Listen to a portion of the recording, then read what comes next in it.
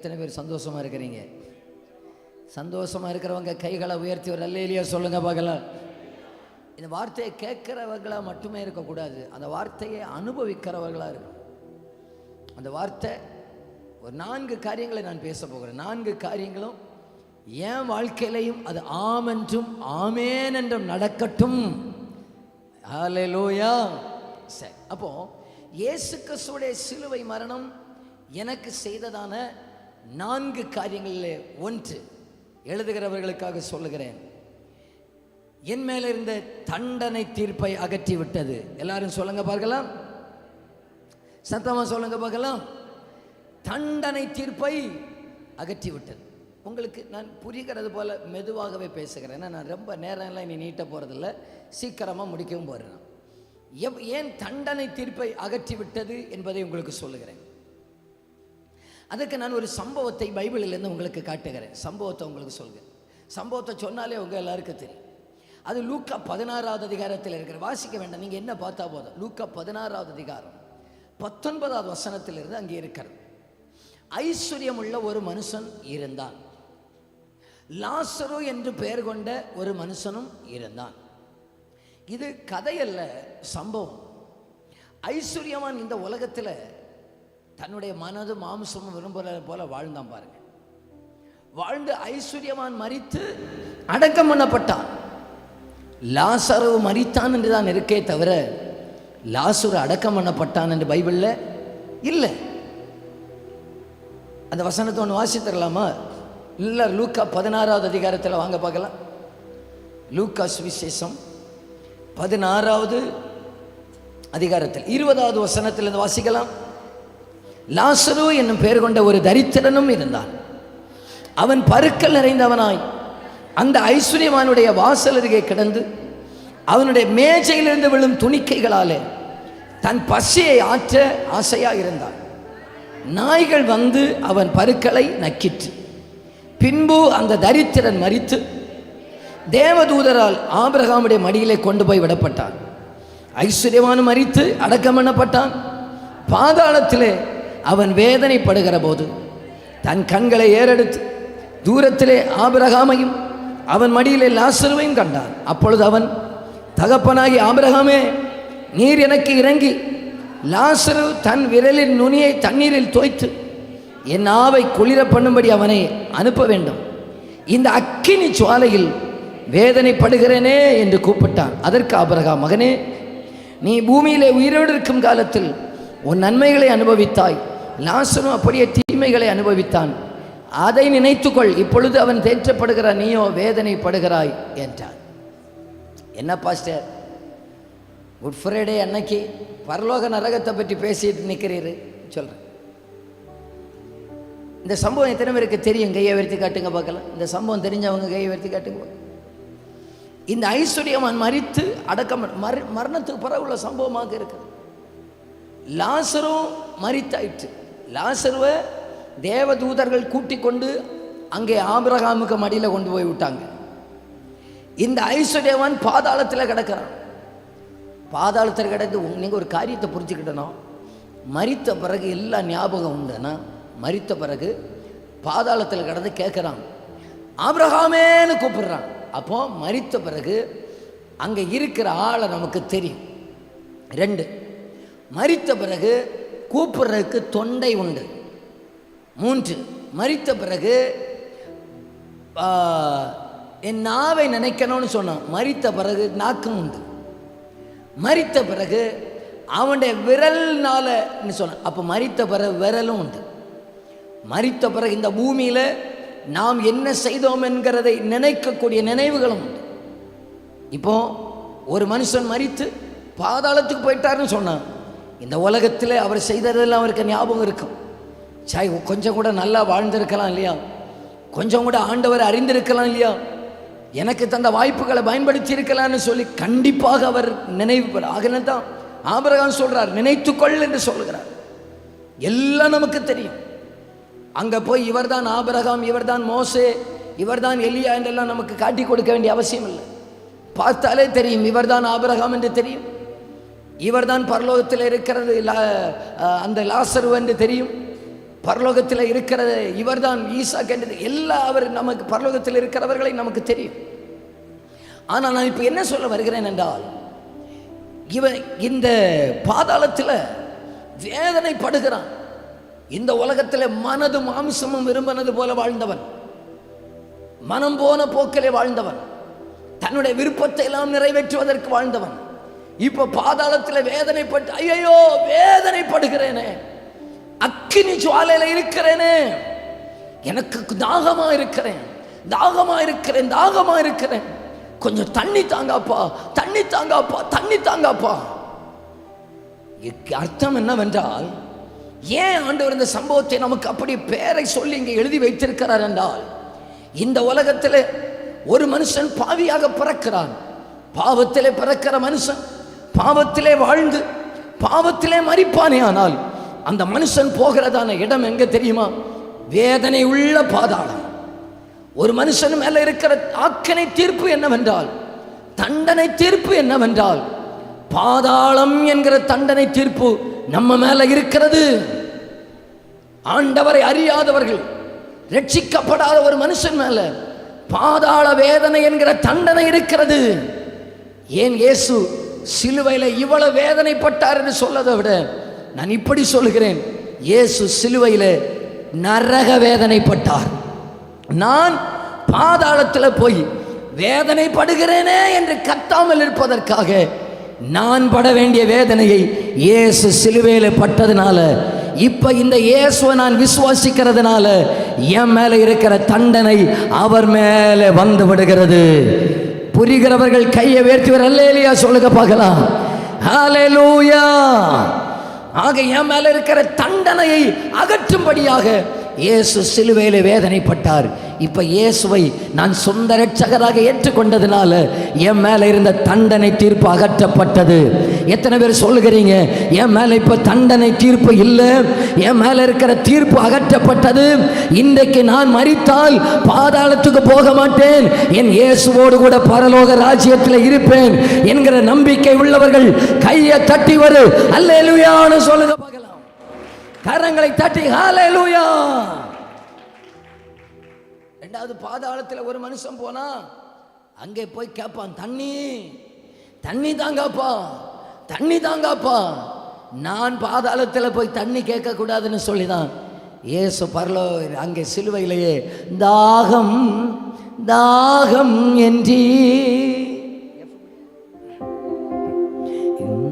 எனக்காய் ஏங்கி நின்றே,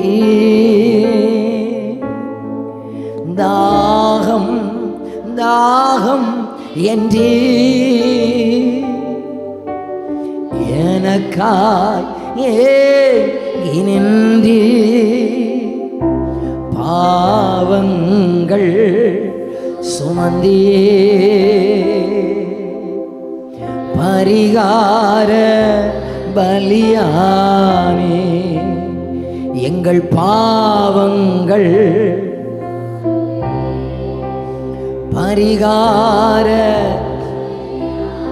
எத்தனை பேர் சொல்லுகிறீங்க, இந்த இயேசுவை நான் சொந்த இரட்சகராக ஏற்றுக்கொண்டதுனால நான் நரகத்தில் போய் தண்ணி கேட்பதற்கு கர்த்தர் அனுமதிக்கவில்லை, அந்த தண்டனையை சிலுவையிலே சுமந்து தீர்த்தார். அவங்க ஸ்தோத்திரம் பண்ணுங்க பார்க்கலாம், இயேசுவேன்னு சொல்லுங்க பார்க்கலாம். நான் தண்ணி கேட்க வேண்டிய இடத்துல இயேசு அந்த தாகத்தை அனுமதித்தாரே, அதற்காக உமக்கு கோடி நன்றி ஆண்டவரே, உமக்கு கோடி நன்றி ஆண்டவரே. உங்களுக்கு தெரியுமா, இப்ப ஆண்டவர் நமக்கு என்ன தெரியுமா வாக்குத்தத்தம் பண்ணி இருக்கிறார்? நீங்க நரகத்துல போய் தண்ணி கேட்கிற இடத்துல நான் உங்களை வைக்க மாட்டேன், நான் நித்திய ராஜ்யத்தில் உங்கள் தாகத்தை தீர்க்க போகிறேன். ஜீவ நீரூற்று அங்கே இருக்கிறது. அந்த நித்திய ராஜ்யத்தின் தாகத்தை தீர்க்கிற ஒரு பெரிய விந்தைய என் இயேசு நமக்காக சிலுவையிலே சுமந்தார். புரியுதா உங்களுக்கு? புரிகிறவங்க அந்த வலது கையை உயர்த்தி காட்டுங்க பார்க்கலாம். சிலர் நம்ம இன்னைக்கு என்ன தெரியுமா நினைக்கிறோம், இயேசு எதற்காக தெரியுமா? இயேசு எதற்காக நீங்கள் எடுத்துக்கிட்டீங்க? அது எனக்கு காய்ச்சலும் கொஞ்சம் மாறும், அதுக்காக எனக்கு இயேசு தேவை. சிலர் எதற்காக இயேசு தேவை? எனக்கு போராட்டம் மாறுவதற்காக. சிலருக்கு ஒவ்வொருவருக்கும் ஒவ்வொரு காரியத்துக்காக சிலருக்கு இயேசுவை டாக்டராக பார்க்குறீங்க, சிலர் இயேசுவை பஞ்சாயத்து மெம்பராக பார்க்குறீங்க, சிலர் இயேசுவை இன்னொரு காரியத்தில் பார்க்குறீங்க. முதல்ல இயேசுவை பாவத்திலிருந்து தூக்கி எடுக்கிற இரட்சகராக நம்ம பார்க்கணும். இயேசு ஒருவரே இரட்சகர். ஹல்லேலூயா. நம்ம மட்டும் இயேசுவை சொந்த இரட்சகராக ஏற்றுக்கொள்ளலைன்னா அந்த ஐஸ்வர்யவானுக்கு கூட போயிருந்த நாமும் தண்ணி தண்ணி தண்ணின்னு கேட்குற இடத்துல இருந்திருப்போம். இயேசு எனக்காக தாகமாக இருக்கிறேன் என்று சொன்னதுனால நான் என் தாகத்தையும் அவர் தீர்த்து என்னை விடுதலை உள்ளவனாக அந்த தண்டனை தீர்ப்பை எடுத்து போட்டு விட்டார். ஹல்லேலூயா, ஹல்லேலூயா. தண்டனை தீர்ப்பை எடுத்து போட்டார். அந்த ஆண்டவருக்கு கோடி நன்றி அப்பா. இந்த காலம் முழுவதும் அப்பாவை ஆராதிக்கலாம், இந்த காலம் முழுவதும் ஆண்டவரை உயர்த்தலாம். எதுக்கு தெரியுமா? என்னை இவ்வளவாய் நேசித்து என் மேல இருந்து ஆக்கினை தீர்ப்பை எடுத்து போட்டதுனால அவரை நான் ஆராதிப்பேன். ஹல்லேலூயா. அப்ப முதலாவது எத்தனை பேருக்கு புரிந்தது? என் மேல இருந்த தண்டனை தீர்ப்பு அகற்றப்பட்டு விட்டதுன்னு புரிந்தவர்கள் அவர் ஹல்லேலூயா சொல்லுங்க பார்க்கலாம். ஹல்லேலூயா. கையை உயர்த்தி சொல்லுங்க பார்க்கலாம். ஆயுள் முழுவதும் உயர்த்திடுவேன் என்னை அற்புதமாக்கின இயேசுவையே. எல்லா புகழும் கனமும் செலுத்திடுவேன் எல்லாவற்றின் மேலும். கைகளை உயர்த்தி சொல்லுங்க பார்க்கலாம். ஆயுள் முழுவதும் உயர்த்திடுவே என்னை அற்புதமாக்கின இயேசுவையே. எல்லா புகழும் எல்லாவற்றின் மேலும் உயர் நிகரே இல்லா தேவன் இணையில்லாத இனிமையும் இரக்கம் செய்யும் தகப்பன் நீர். இரக்கத்தில் ஐஸ்வர்யம் நிகரே இல்லா தேவன் இணையில்லாத இனிமையும் இரக்கம் செய்யும் தகப்பன் நீர். இரக்கத்தில் ஐஸ்வர்யம். கைகளை உயர்த்தி ஆயுள் முழுவதும் உயர்த்திடுவே என்னை அற்புதமாக்கின இயேசுவையே. எல்லா புகழும் கனமும் செலுத்திடுவே எல்லாவற்றின் மேலும். நீங்க சொல்லுங்க. ஆயுள் முழுவதும்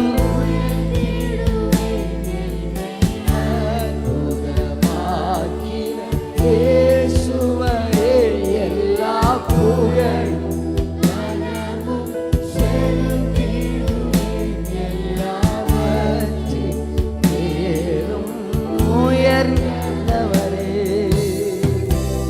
ஆகையினால ஒரு மனுஷனுக்கு வாழ்க்கையில இயேசுதான் முதலாவது பெரியவர். நான் உங்களுக்கு சொல்லுகிறேன், இதுவரைக்கும் யாராவது அந்த ரட்சிப்பின் அனுபவத்தை நீங்கள் பெறாதவங்க இருந்தீங்கன்னா நீங்கள் இயேசுவை சொந்த இரட்சகராக ஏற்றுக்கொள்ளுங்க. நீங்கள் சொந்த இரட்சகராக ஏற்றுக்கொள்வதற்கு அடையாளமா இருதயத்தில் விசுவாசித்து நாவினால் அறிக்கையிட்டு நீங்கள் ஞானஸ்நானம் எடுப்பீங்க.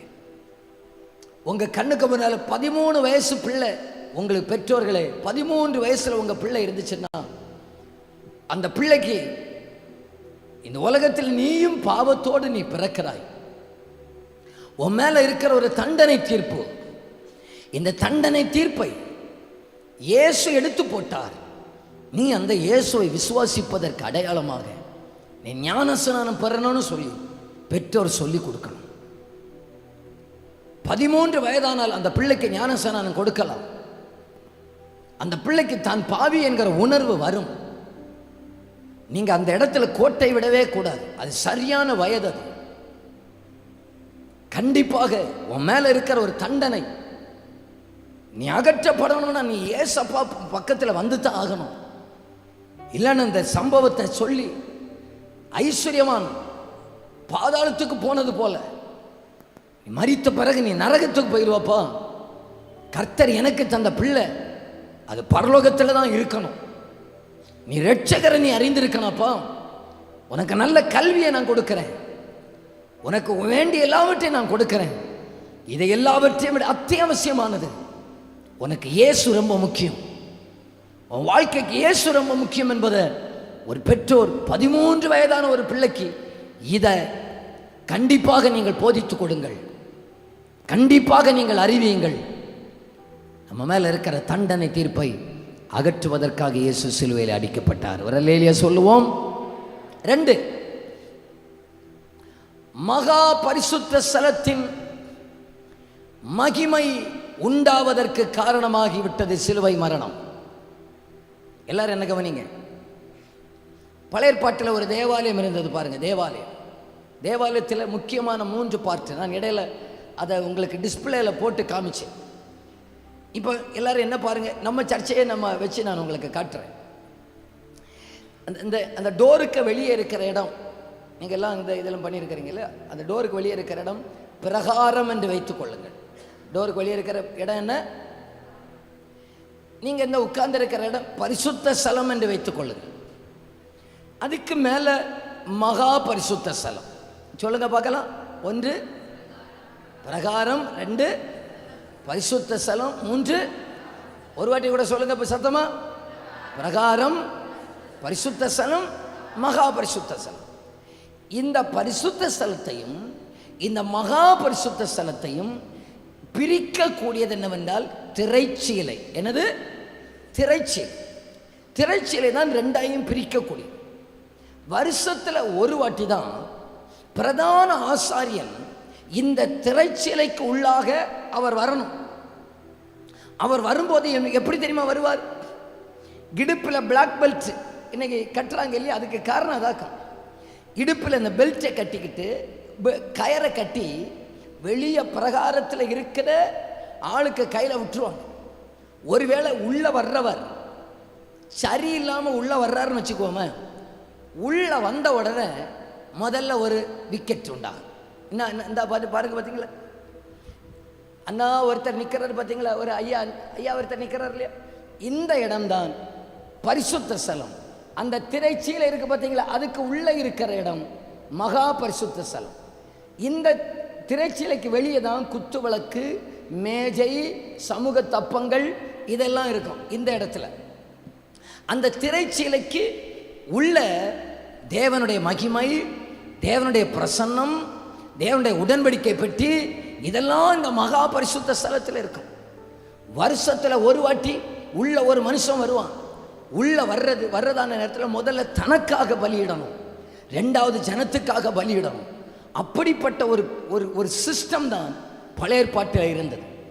ஆண்டவராக இயேசு கிறிஸ்து சிலுவையில் அவர் மரித்ததான நேரத்தில் தேவாலயத்தில் திரைச்சிலை மேல் தொடங்கி கீழ் வரைக்கும் 2ஆக கிழிக்கப்பட்டது. மத்தேயு 27 இருக்கிறது. தேவாலயத்தின் அந்த வசனத்தை வாசிங்க பார்க்கலாம். மத்தேயு 27:51 சத்தமா வாசிங்க பார்க்கலாம். மத்தேயு 27:51. அப்பொழுது தேவாலயத்தின் திரைச்சீலை மேல் தொடங்கி கீழ் வரைக்கும் 2ஆக கிழிந்தது, பூமியும் அதிர்ந்தது, கன்மலைகளும் பிளந்தது. ஸ்தோத்திரம். என் அன்புக்குரியவர்களே, இந்த தேவாலயத்தில் பரிசுத்த ஸ்தலத்தையும் மகா பரிசுத்த ஸ்தலம் இது 2ஐயும் பிரித்து வைத்திருந்த திரைச்சீலை 2ஆக கிழிந்தது. இன்னும் சொல்லுகிறேன், என்ன கவனிங்க. சங்கீதக்காரன் சொன்னார், தாவீது சங்கீதத்தில் சொன்னார், 1000 நாளை பார்க்கிலும், சொல்லுங்க சத்தமா, உம்முடைய எங்க எங்க எங்க எங்க பிரகாரங்களில் செல்லும் ஒரே நாள் நல்லது. ஒரே நாள் நல்லது. 1000 நாள்னு சொன்னா நம்ம பாசையில் 3 வருஷம்னு வச்சுக்கோமே. 3 வருஷம் அரண்மனையில் சிங்காசனத்தில் பாடல் இசை வாத்தியங்கள் முழங்க மக்களுக்கு முன்பாக இருக்கிறதை விட, உச்சிதமான போஜனங்கள் இருக்கிற இடத்தை விட எங்க தான் அவருக்கு அன்னைக்கு இருக்க முடியும்? பிரகாரம் எங்க சொன்னேன்? உள்ள அல்ல, பிரகாரத்தில் இருக்கிற ஒரே நாள் நல்லது. அவர்கள் எல்லாரும் அந்த பிரகாரத்தின் மகிமையை பார்த்தே அதில் ரொம்ப களி கூர்ந்து அதில் மகிழ்ச்சி அடைந்தார்கள். இன்றைக்கு புதிய ஏற்பட்ட சபை அனுபவிக்கிற மகிமை பிரகாரத்தின் மகிமை அல்ல, மகா பரிசுத்த ஸ்தலத்தின் மகிமையை கர்த்தர் நமக்கு தருகிறவராக இருக்கிறார். இங்கேதான் மகிமை இருந்தது, இங்கேதான் தேவ பிரசன்னம் இருந்தது. இந்த மகா பரிசுத்த ஸ்தலத்தில் தான் கர்த்தருடைய வல்லமை இருந்தது. இங்கேதான் மேகம் தங்கி இருந்தது. இந்த மகிமையை வருஷத்தில் ஒரு முறை பார்க்கறது பயங்கரமாக இருந்தது. இன்றைக்கு இயேசு திரைச்சீலையை கிழித்ததுனால நாம் அவரை ஆராதிக்கிற எந்த இடத்திலையும் வெளிப்படுகிற மகிமை பிரகாரத்தின் மகிமை அல்ல, மகா பரிசுத்த ஸ்தலத்தின் மகிமையை தருகிறவராக இருக்கிறார். கைத்தட்டி ஒரு அல்லேலூயா சொல்லிருக்க பார்க்கலாம். நல்ல கரங்களை தட்டி அல்லேலூயா. இங்க பார்த்தீங்களா, திரைச்சீலை 2ஆ கிழிஞ்சாச்சு. பார்த்தீங்களா, தேவாலயத்தில் திரைச்சீலை 2ஆக மேல் தொடங்கி கீழ் வரைக்கும் 2ஆக கிழிக்கப்பட்டு விட்டது. அப்போ இயேசு கிறிஸ்துவுடைய சிலுவை மரணம் எனக்கு தந்த 2வது பெரிய ஆசீர்வாதம் என்னவென்றால், மகா பரிசுத்த ஸ்தலத்தின் மகிமையை கர்த்தர் உணர உதவி செய்தார்.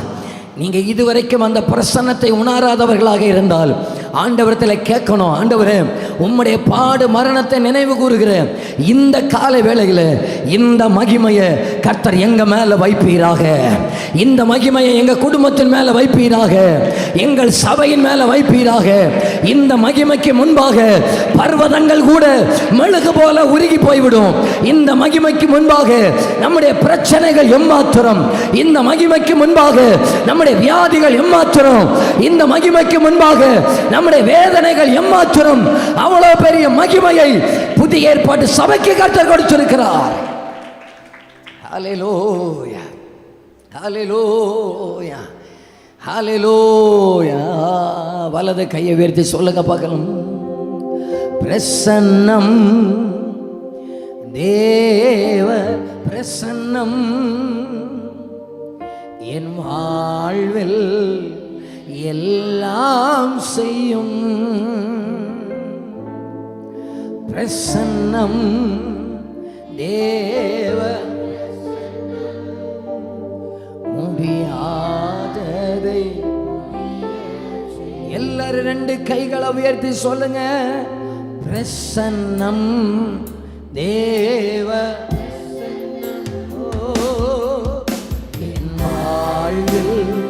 எல்லாம் செய்யும்.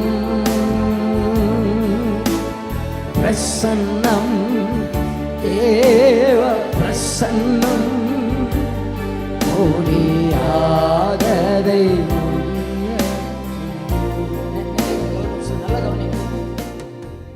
அந்த பிரகாரத்தில் உள்ள மகிமை இருக்கு பார்த்தீங்களா, அந்த மகிமையை 1000 நாளுக்கு ஒரு நாள் ஒப்பிடுவார்னு சொன்னா, இந்த மகிமையை மட்டும் நம்ம உணர ஆரம்பிச்சிட்டோம்னு சொன்னா என்னுடைய கர்த்தருடைய நம்முடைய ஆராதனை ருசி நிறைந்ததாக மாறிடும். கிறிஸ்தவ வாழ்க்கை டேஸ்டா மாறணும்னு சொன்னா, எப்போ ஒருத்தங்க தேவ பிரசன்னத்தை உணர ஆரம்பிக்கிறார்களோ அன்று முதல் தான் அவருடைய வாழ்க்கையில ஒரு டோட்டல் சேஞ்ச் உண்டாகும். எப்போ தெரியுமா தேவனை நேசிக்க ஆரம்பிப்பாங்க? எந்த ஒரு மனுஷன் தேவ பிரசன்னத்துக்குள்ள ஆராதனைக்கு செய்ய முடிகிறதோ, எந்த ஒரு மனுஷன் தேவ பிரசன்னத்துக்குள்ளாக வாழ ஒப்பு கொடுக்கிறாரோ அன்று முதல் தான் கிறிஸ்தவ வாழ்க்கை இனிமை நிறைந்ததாக மாறுகிறது. ஸ்தோத்திரம். உண்மையை சொன்னா ஒரு தேவ பிள்ளை ஆராதனையும் அவர்களையும் பிரிக்கவே கூடாது. ஆராதனை அவங்க பிரிக்கப்படவே முடியாததாக மாறுறது. அந்த அளவுக்கு மகிமையை நம்ம உணர்கிறோம் இல்லையா? அந்த அளவுக்கு மகிமையை உணர்கிறோம் இல்லையா? ஹல்லேலூயா. நீங்கள் உட்கார்ந்தே பாடுங்க. ஆனால் எல்லாம் 2 கைகளை உயர்த்தி சொல்லுங்க பார்க்கலாம். பிரசன்னம், தேவ சத்தமா என் வாழ்வில் எல்லாம் செய்யும் பிரசன்னம், தேவ பிரசன்னம் முடியாததை. இங்க பாருங்க, இந்த பிரசன்னத்தை மட்டும் உணர ஆரம்பிச்சா இந்த பிரசன்னத்துக்கு முன்னால் ஆளாம இருக்கவே முடியாது. இந்த பிரசன்னம் எல்லாரையும் உடைக்கும். இந்த பிரசன்னம் எல்லாரையும் உருவாக்கும். பர்வதம் இருக்கு பார்த்தீங்களா, பர்வதத்தை கூட இந்த பிரசன்னம் மெழுகு போல உருக்கிடுமா. சவுல் என்கிற ஒரு மனிதன் பர்வதமாக இருந்தார். இந்த பிரசன்னம் அவரை சந்தித்தது, மெழுகு போல மாறிட்டாரு, உருகிட்டாரு. எந்த சபையை துன்பப்படுத்துறாரோ அந்த சபையை கட்டுகிற அளவுக்கு ஆண்டவர் மாற்றி விட்டார். அந்த பிரசன்னத்தால ஆண்டவர் நம்மை நிரப்புவாராக. நாங்கள் ஆண்டவரிடத்தில் கேட்கிற ஒரே ஒரு ஆசீர்வாதம், எங்க சபையில மட்டும் அந்த பிரசன்னத்தை நீர் அனுப்புவீராக. அந்த சபையில் அந்த மகிமையின் மேகம் தங்கி இருப்பதாக. மகா பரிசுத்த ஸ்தலத்தில் வெளிப்பட்டதான கர்த்தருடைய வல்லமை எங்கள் சபை மேல இறங்கி இருப்பதாக. அந்த தேவனுடைய மகிமையை எங்கள் ஆராதனையிலே உணர கர்த்தர் உதவி செய்வீராக. தேவாலயத்துடைய திரைச்சீலையை கிழித்து போட்டு, திரைச்சீலையை கிழித்து போட்டு பரிசுத்த ஸ்தலத்துக்கு, மகா பரிசுத்த ஸ்தலத்துக்கு தடையை அவர் உடைத்து போட்டார். இப்ப முதல்ல சொல்லுங்க பார்க்கல, கிறிஸ்துவின் மரணம் என்ன செய்தது சொல்லுங்க? தண்டனை தீர்ப்பை அகற்றி போட்டது. இரண்டாவது, கிறிஸ்துவின் மரணம் என்ன செய்தது? மகா பரிசுத்த ஸ்தலத்துடைய மகிமையை நமக்கு வெளிப்படுத்த காரணமாக மாறிவிட்டது. மூன்றாவதாக, கிறிஸ்துவின் மரணம் செய்த ஒரு காரியம், ஒரு வம்சத்தை உண்டாக்கி விட்டது. நான் பின்னதாக வளர்க்கிறேன், வாசிச்சோம் இல்லையா? ஆகையினால் தான் நான் வாசித்தேன். 53 ஏசாயா 53வது அதிகாரம் 8வது வசனத்தை வாசிங்க பார்க்கலாம். ஏசாயா 53வது அதிகாரம் 8வது வசனம். இடுக்கணிலும் நியாய தீர்ப்பிலும் இருந்து அவர் எடுக்கப்பட்டார், அவருடைய வம்சத்தை யாரால் சொல்லி முடியும்? ஜீவன் உள்ளவருடைய தேசத்திலிருந்து அறுப்புண்டு போனார், என் ஜனத்தின் மீறுதலின் நிமித்தம் அவருடைய வம்சத்தை யாரால் சொல்லி முடியும்? இப்ப எல்லாரும் என்ன கவனிங்க, மூன்றாவதாக சொல்கிறேன், ஒரு வம்சத்தை உண்டாக்க. சத்தமா சொல்லுங்க பார்க்கலாம். நேற்றைக்கு காலையில ஜெபத்துக்கு வந்தவங்க எல்லாம் கையை உயர்த்தி சத்தமா ஒரு அல்லேலூயா சொல்லுங்க பார்க்கலாம். நல்ல சத்தமா ஒரு அல்லேலூயா சொல்லுங்க பார்க்கலாம். நான் ஒரு 4-5 காலத்தை குறித்து சொன்னேன். அந்த 5 காலத்தையும் சொல்லுங்க பார்க்கலாம். 1 என்ன காலம்? மனசாட்சியின் காலம். 2 தரிசனத்தின் காலம். 3 நியாயப்பிரமாணத்தின் காலம். 4 சபையின் காலம். 5 உபத்திரவ காலம். இப்போ எல்லாரும் என்ன கவனிங்க, எல்லாரும் என்ன கவனிச்சிடு. ஏன்னா மனைவி, ஏன்னா பிள்ளைகள் எல்லாம் உண்டு. ஏன் இதை சொன்னேன்னு சொல்லிட்டு நான் சொல்லிட்டேன். இயேசு கிறிஸ்து கடைசியாக போர்ச்சேவன் ஈட்டினால விழாவில் ஒரு குத்து குத்திட்டான். விழாவில் குத்திட்டான். என்ன வந்துச்சு? என்ன வந்துச்சு? ரத்தமும் தண்ணீரும் வந்துச்சு. நம்ம விழுந்து அடிபட்டுட்டோம்னு சொன்னால் ரத்தம் தானே வருது. யாராவது டாக்டர் கேட்குறாரா? விழுந்து நீங்கள் வந்து கிம்ஸில் அட்மிட் ஆகி இருக்கிறீர்கள், 2 யூனிட் ரத்தமும் 2 லிட்டர் அக்வாஃபினா வாட்டரும் வாங்கிட்டு வாங்கன்னு சொன்னாங்களா? ஒரு கையில் ரத்தமும் ஒரு கையில் தண்ணி அடைச்சி விடணும் இல்லை. இயேசு கிறிஸ்துடைய விழாவில் ஈட்டினால் குத்தின உடனே ரத்தமும் தண்ணீரும். எப்பொழுது ஒரு மனுஷனுடைய சரீரத்திலிருந்து இரத்தமும் தண்ணீரும் புறப்பட்டு வரும் என்றால், எப்பொழுது ஒரு சகோதரி ஒரு குழந்தையை பெற்றெடுக்கிறாளோ அப்பொழுதுதான் இரத்தமும் தண்ணீர் வெளிப்படும். என் கர்த்தராகிய இயேசு கிறிஸ்து சபை என்கிற ஒரு வம்சத்தை உண்டாக்குவதற்காக இரத்தத்தையும் தண்ணீரையும் கொடுத்து நம்மை உண்டாக்குவதற்காக, ஒரு வம்சத்தை உண்டாக்குவதற்காக ஒரு வம்சம், புதிய ஒரு சரித்திர, ஒரு சபையை உண்டாக்குவதற்காக என் கர்த்தராகிய இயேசு கிறிஸ்துவின் சிலுவை மரணம் காரணமாக மாறிவிட்டது. ஆமாதானா இல்லையா? ஆமாதானா இல்லையா? புரியலையா? புரியுற போல இன்னும் சொல்கிறேன் பாருங்க. இப்போ இந்த கதை எல்லாருக்கும் புரியும். ஆண்டவர் ஆதாமை உண்டாக்கினாரா? ஒன்று சொல்லுங்க, இல்லைன்னா சொல்லுங்க. ஆதாமை உண்டாக்கினாரா? எங்கே இருந்து உண்டாக்கினாரு? மண்ணினால உண்டாக்கினாரா? மண்ணினால உண்டாக்குறாரு. பார்த்தார், இந்த மனுஷன் ஒத்தேல நடக்கிறார். கூகிற குயிலை பார்த்தார், சீறி போகிற சிறுத்தையை பார்த்தார். சீறி போகிற சிறுத்தையை பார்த்த உடனே எனக்கு ஏற்ற துணை நீதான்னு சொன்னாரா? பாடுகிற குயிலை பார்த்த உடனே எனக்கு ஏற்ற துணை நீதான்னு சொன்னாரா? இல்லை.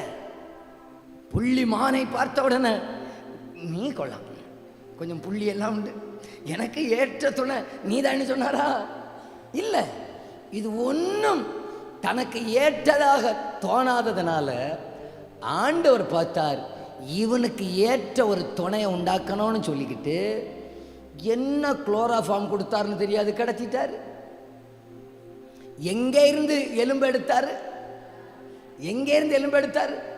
ஐயா, மண்ணிலிருந்து எடுத்தது. மண்ணிலிருந்து எடுத்தார் இல்லையா? இதையும் ஒன்று மண்ணிலிருந்து எடுத்திருக்கலாமே. விழாவிலிருந்து ஒரு எலும்பை எடுத்து மனுஷை உண்டாக்கிட்டார். ஒரு பாஸ்டர் இப்படி சொன்னார், பார்த்துடுங்க, என்ன விட்டுறணும், என்னட்ட யாரும் கோவப்படக்கூடாது. ஒருத்தர் கேட்டார், ஏன் ஆண்டவர் ஆதாமை இந்த ஏவாளை உண்டாக்குவதற்கு ஆதாமை மயக்க போட்டுட்டு இந்த எலும்பை எடுத்து உண்டாக்கினார்? ஜீவனோட வச்சுட்டு எலும்பை எடுத்து பண்ணியிருக்க வேண்டியதானே. உடனே அவர் சொன்னாராம், இவா வீட்டில் பிரச்சனை போட்டால் அடுத்த இடத்துலேருந்து ஒரு எலும்பை எடுத்து இன்னொரு ஏவாளை இவர் உண்டாக்கிடுவார். ஆகையினால் இந்த சிஸ்டத்தை அவர் கண்டுபிடிச்சிடக்கூடாதுன்னாக்கும் மயக்க போட்டுட்டு எடுத்தது. நீங்கள் யோசித்து பாருங்க, மயக்க போடாமல் எடுத்திருந்தா இன்னைக்கு நம்ம வீட்டில் எத்தனை ஏவாள் இருந்திருப்பாங்கன்னு. சரிதானா?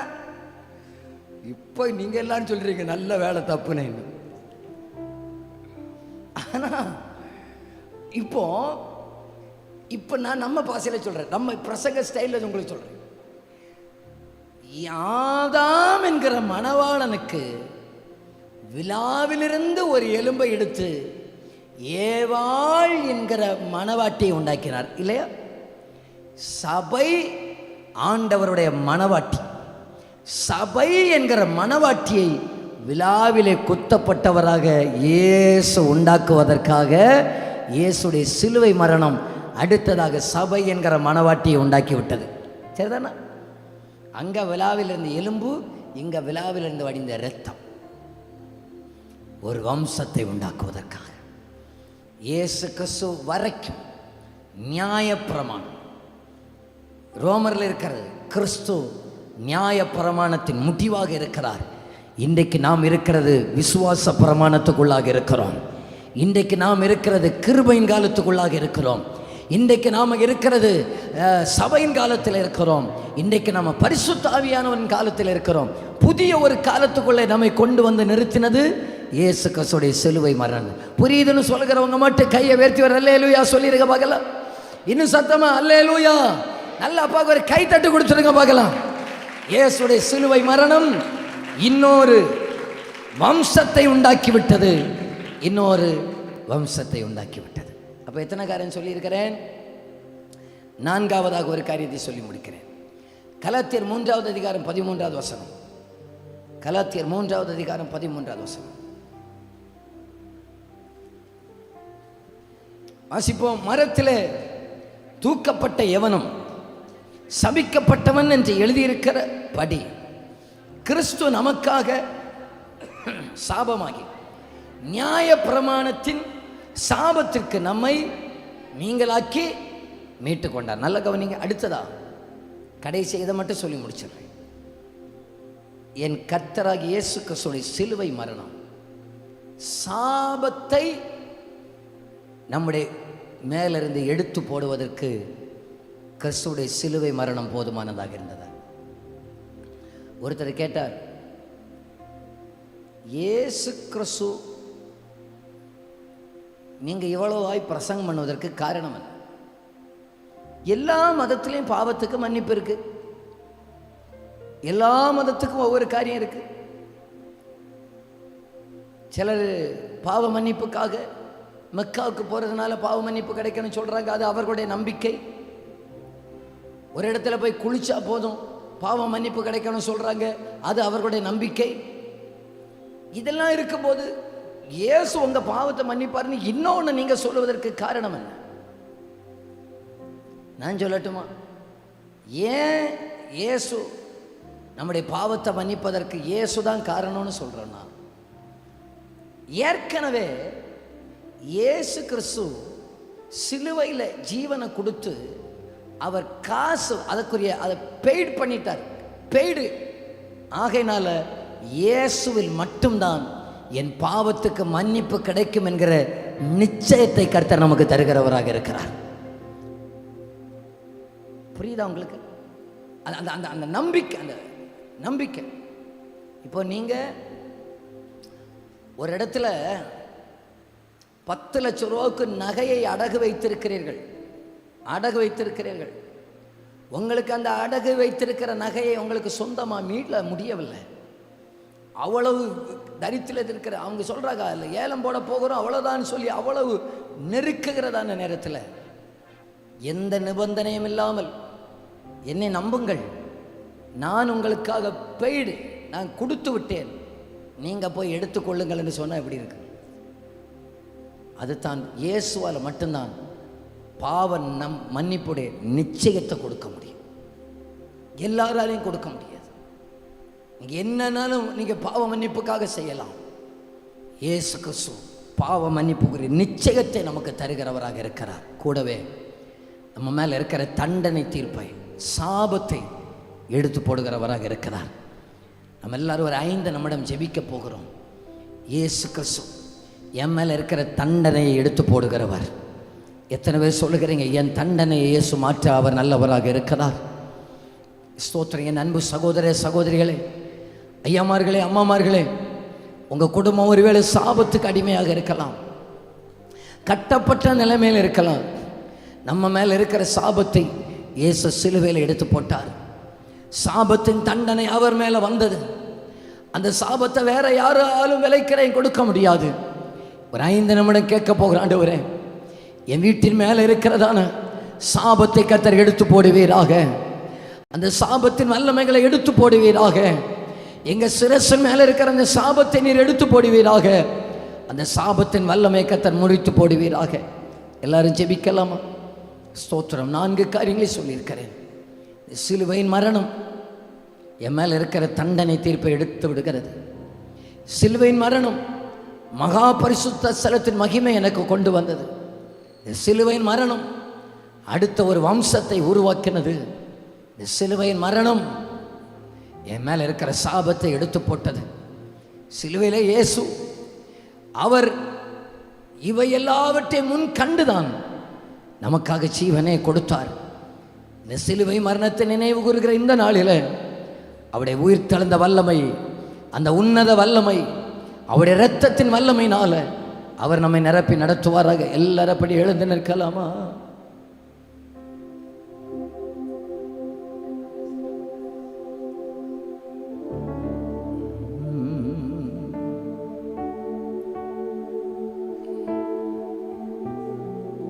எல்லாரும் அப்படி கண்களை மூடி 2 கைகள் அப்படியே ஆண்டவருக்கு முன்பாக விரித்து விடுங்கள். ஆணியடிக்கப்பட்ட அந்த தெய்வத்துக்கு முன்பாக, முதுகெல்லாம் சாட்டையினால் கிழிக்கப்பட்ட அவருக்கு முன்பாக, முள்கரிடம் சூட்டப்பட்ட அவருக்கு முன்பாக அந்த 2 கையை விரித்து சொல்லுங்க பகல். ஆண்டவரே, என் மேல இருக்கிற தண்டனை எடுக்கப்படட்டும் ஆண்டவரே. என் மேல இருக்கிற தண்டனை எடுக்கப்படட்டும் ஆண்டவரே. ஒருவேளை நம்முடைய குடும்பங்கள் இன்றைக்கு சாபத்தில் கட்டப்பட்டதாக இருக்கலாம். அந்த சாபத்தின் தண்டனை என்னிலிருந்து எடுக்கப்படட்டும் ஆண்டவரே. சொல்லுங்க, அந்த சாபத்தின் தண்டனை என்னிலிருந்து எடுக்கப்படட்டும் ஆண்டவரே. எங்க பிள்ளைகள் மேல இருக்கிற ஆக்கினை தீர்ப்பு அகற்றப்படணும் ஆண்டவரே. இந்த சாபத்தின் வல்லமை எடுக்கப்படணும் ஆண்டவரே. நீர் எனக்காக பெய்டு கொடுத்து விட்டீர் ஆண்டவரே. இனி நான் விசுவாசித்தால் போதும் அப்பா. அப்படியே கைகளை விரித்து, இரத்தமே சிந்தப்பட்ட இரத்தமே, விலையேற பெற்ற வல்ல இரத்தமே, இயேசு கிறிஸ்துவின் இரத்தமே, எனக்கு விலையாக சிந்தப்பட்டதே. இரத்தமே சிந்தப்பட்ட இரத்தமே, விலையேற பெற்ற வல்ல இரத்தமே, இயேசு கிறிஸ்துவின் இரத்தமே, எனக்கு விலையாக சிந்தப்பட்டதே. இரத்தமே இரத்தமே சிந்தப்பட்ட இரத்தமே, விலையேற பெற்ற இரத்தமே, இரத்தமே சிந்தப்பட்ட எனக்கு விலையாக. எல்லாரும் இந்த வார்த்தைகளை சத்தம் உயர்த்தி சொல்லுங்க. இரத்தமே சாபங்கள் விலகும், பாவங்கள் நிர்மூலமாகும். பெற்ற இரத்தமே, இரத்தமே சிந்தப்பட்ட இரத்தமே, எனக்கு விலையாக.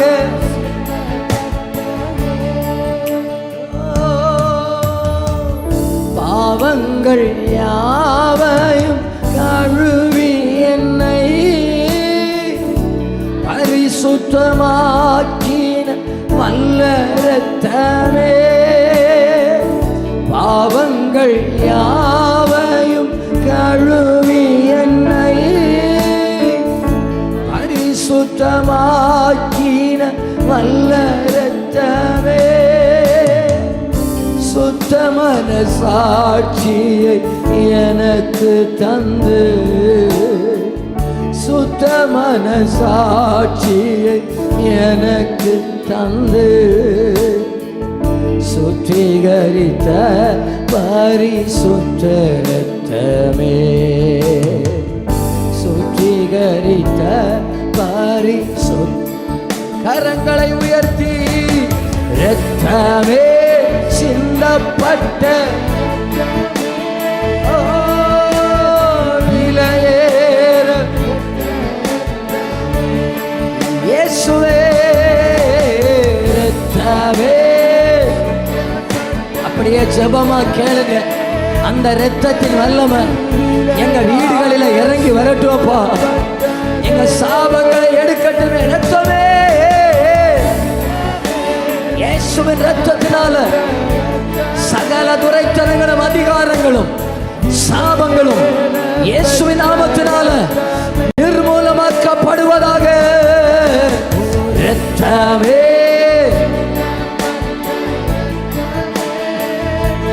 எனக்கு விலையாக சிந்தப்பட்டதே,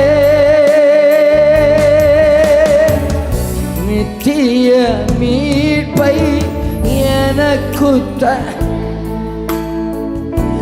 எதிர்க்கும் சாத்தான் மேல் ஜெயம் பெற, நித்திய மீட்பை எனக்கு தர, எதிர்க்கும் சாத்தான் மேல் ஜெயம் பெற, நன்மை எனக்காய் பேசுகிற, நன்மைகள் எனக்காய் பேசுகிற, தெளிக்கப்படும் பரிசுத்த இரத்தமே, தெளிக்கப்படும் பரிசுத்த இரத்தமே, இரத்தமே சிந்தப்பட்ட இரத்தமே, விலையேற பெற்ற இரத்தமே. எல்லாரும் வாய்களை திறந்து சொல்லுங்க மகள, இரத்தமே இரத்தமே, சிந்தப்பட்ட இரத்தமே, எனக்கு விலையா. பின்னால இருக்கிறவங்க பிள்ளைகள் எல்லாரும் திரும்ப சொல்லுங்க, இரத்தமே.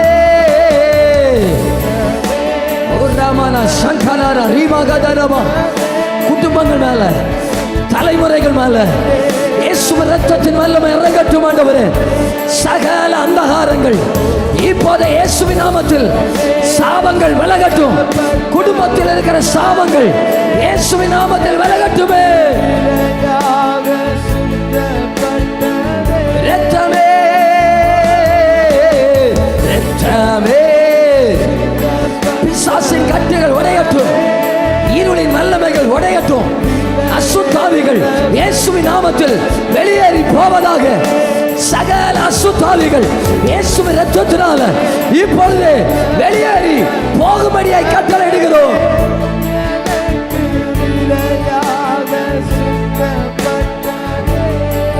இரத்தமே இரத்தமே, வியாதிகள் மாறட்டும். சாபத்தின் பேரில் இருக்கிற அந்தகார கட்டுகள் இயேசுவின் நாமத்தினால இப்பொழுது முறிக்கப்படட்டும். சாபம் என்கிற வல்லமைகள், சாபம் என்கிற கட்டுகள் இயேசுவின் நாமத்தில் முறிக்கப்படுவதாக. சாபம் என்கிற கட்டுகள் உடைக்கப்படுவதாக. அந்தகார வல்லமைகள், மந்திர பில்லி சூனிய கட்டுகள் இயேசுவின் இரத்தத்தினால முறிக்கப்படுவதாக, முறிக்கப்படுவதாக.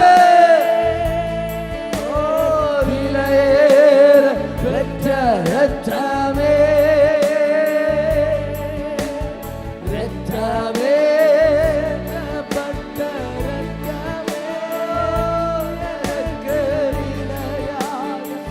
நல்ல கையை தட்டி அப்பாவை துதிங்க பார்க்கலாம். இன்றைக்கு ஒரு விடுதலை நடக்கும், இன்றைக்கு ஒரு அற்புதங்கள் நடக்கும். இன்றைக்கு ஆண்டவர் சிலரை தொடுவார். சாபம் என்கிற இருள் வீடுகளை விட்டு விலகுகிறது, சாபங்கள் விலகுகிறது. மரத்தில் தூக்கப்பட்டவன் எவனும் சபிக்கப்பட்டவன் என்று எழுதியிருக்கிறபடி சாபங்கள் இயேசுவின் நாமத்தில் விலகி போவதாக. ஓ இரத்தமே